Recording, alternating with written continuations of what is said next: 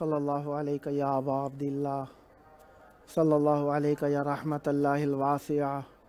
शब जुमा यकीनन अपने बिछड़े हुओं की याद इंसान का दिल तड़पा देती है, और शब जुमा करबला हो तो दिल के अंदर ख़ुद ही हुब्ब इमाम हुसैन अलैहिस्सलाम के सबब कब्र इमाम हुसैन अलैहिस्सलाम जो हमारे दिलों में है एक टीस की सी कैफियत पैदा करती है, और आँखों का कशकोल आंसू बरसाने पर मजबूर हो जाता है, क्योंकि फितरत का तकाज़ा है कि इंसान माइल हो ज़िक्र की तरफ। अल्लाह ने इंसान को खल्क किया है फितरत खुदाबंदी पर। फितरत खुदाबंदी ये है कि जब भी इंसान को दुख पहुँचे, ज़्यादा खुशी हो, आँखों में आंसू आ जाते हैं, क्योंकि फ़र्त जज्बात का इजहार है आँखों से अश्कों का रवां हो जाना। और ये हम खाने का दस्तरखान बिछा के बाद मजलिस ज़िक्र अहले बैत अलैहिमुस्सलाम के हम फल फ्रूट मेवे खाने तकसीम करके अपने आप को सुकून और आराम में महसूस करते हैं। सबब क्योंकि अहले बैत अलैहिमुस्सलाम की राह में जो दिया जाए वाक़ईन हमें यकीन होता है कि उसका असर, उसकी तासीर जिस तरीके से हम तक पहुँचती है हमारे मरहूमीन और हमारे बाक़ियातुस सालिहात में भी लिखी जाती है। और शब जुमा हो तो वैसे ही ज़िक्र अहले बैत अलैहिमुस्सलाम करने के बाद हमारे यहाँ शब जुमा हदीस किस्सा मौजज़ात मजालिस महाफिल के बाद मौला के नाम पर खाना तकसीम किया जाता है। क्यों? क्योंकि जिस रिज़्क़ के ऊपर ज़िक्र पढ़ा जाए असर आ जाता है उसमें।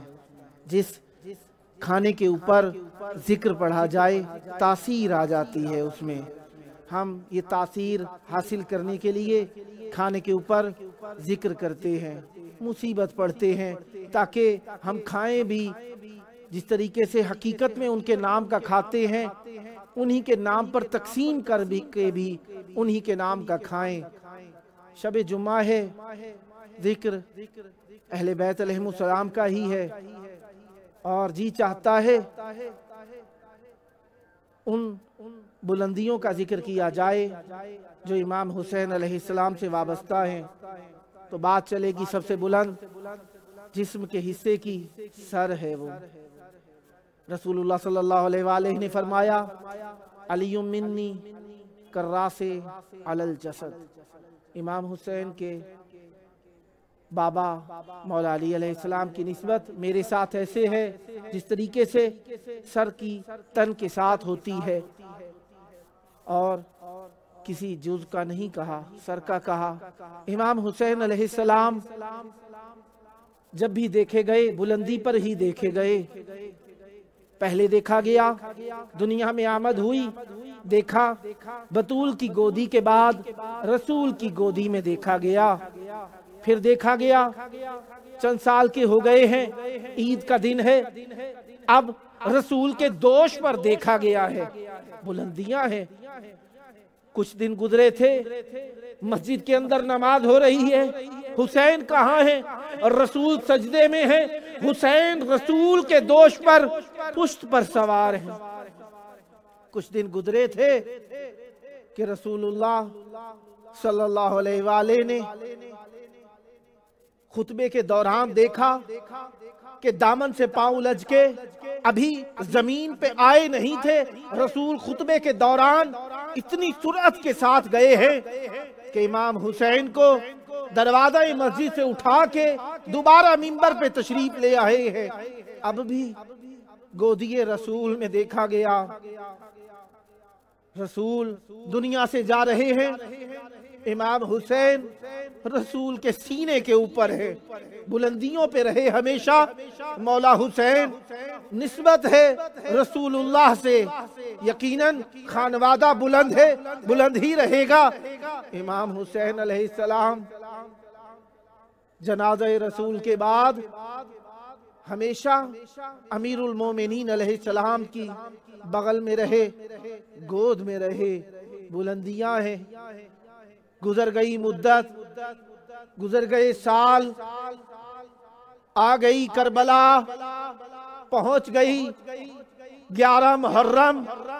اب دیکھا گیا حسین مولا بلندیوں پر ہے، نیزے پر سوار کر لیا گیا ہے، یہ سر بلند ہی رہے گا۔ اب پہنچ گئے ہیں کوفہ میں۔ شروع کرتا ہوں میں کوفہ کے منبر کی سیڑھیوں سے، یہ سر بلند ہی رہے گا۔ رکھا گیا ہے تشت کے اندر، سر بلند رہا ہے۔ سر پہنچ گیا شام، پہنچ گیا یزید لعین کے بیٹھنے کی جگہ کے پاس۔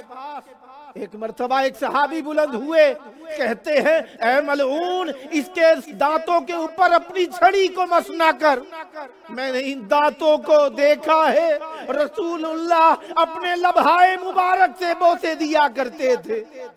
سر بلند ہی رہے گا۔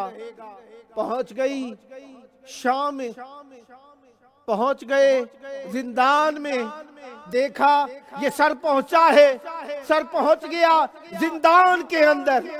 زندان کے اندر دیکھا گیا وہ سر جو بلند تھا تشت پہ لایا گیا تھا۔ دیکھا بچی آگے بڑھی، آگے بڑھ کے بابا کے سر کے اوپر سر جو رکھا، سوتی رہ گئی۔ یہ سر رہائی کے وقت مولا سجاد اپنے سینے سے لگا کے شام سے کربلا لے کر آ گئے ہیں۔ سر پہنچ گیا کربلا، سر بلند ہے، پہنچایا گیا کربلا میں۔ کربلا میں پہنچنے کے بعد اس سر کو جب دوبارہ پیوست کرنے کی باری آئی، دوبارہ 10 محرم کا سما پیدا ہو گیا۔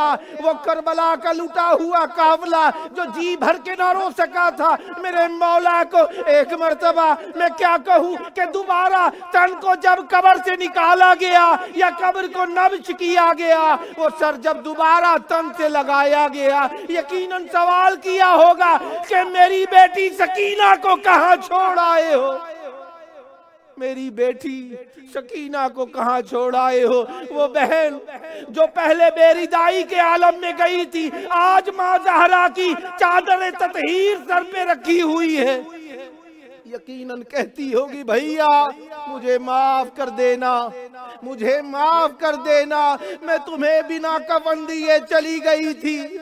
بھائیا میرے سر پہ چادر ہوتی تو میں تمہیں بنا کفن نہ رہنے دیتی، خاطر کی چادر دینی پڑتی۔